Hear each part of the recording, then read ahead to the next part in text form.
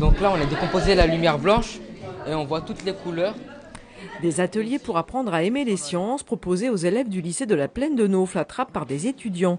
L'établissement adhère depuis 2010 au dispositif des cordées de la réussite. Dariane a 14 ans, elle est volontaire depuis 1 an. On va visiter différentes choses, pas les découvertes ou les musées et on fait des visites. Une cordée en termes de montagne, c'est le lien qui unit les alpinistes. Les cordées de la réussite en termes scolaires, c'est la même chose.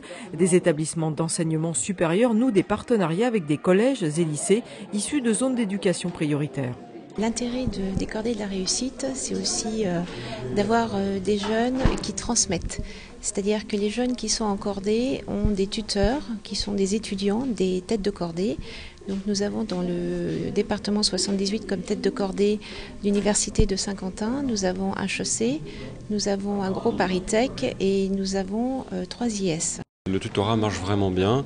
On le sait autant d'ailleurs dans cette expérience-là que dans la vie normale d'un établissement, où bien souvent un aîné aide un plus jeune.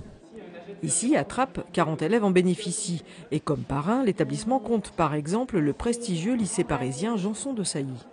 La caractéristique des élèves de la ville de Trappes, c'est qu'ils ont tendance à être un peu résignés par rapport à leur parcours et d'où l'intérêt des cordées de la réussite où justement on doit donner de l'ambition à nos élèves.